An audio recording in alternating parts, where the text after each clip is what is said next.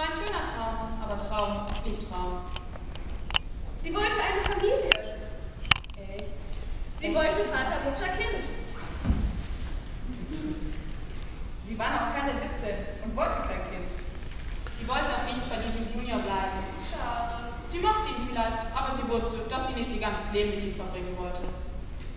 Ganz genau das wollte sie. Und sie war sich sicher, dass es mit ihm klappen wird. Ja, ja. Aber er wollte nicht. Dafür brach ihr das Herz. Die Erste. Sie wollte ein Kind und Nico bekam ein Kind.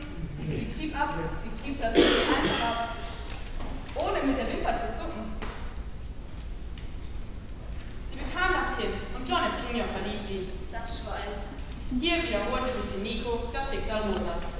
Sie bekam das Kind und auch wenn die Umstände nicht die einfachsten waren, war Nico nun eine glückliche Mutter. Es war nicht einfach. Sie hatte kein Geld, keine Wohnung, niemanden, der sich um sie hätte kümmern können. Mit dem Kind flog sie nach Deutschland zurück, mit dem kleinen Kind im Arm. Da war kein Kind, da war Rosa. Rosa hat Nico wieder nach Deutschland gebracht. Die Nachricht von Rosa, Diagnose Epilepsie.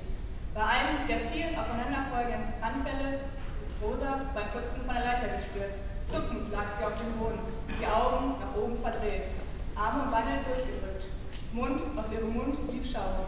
Und niemand war da. Als man sie Stunden später fand, war sie ohnmächtig. Ihr Kopf war blau.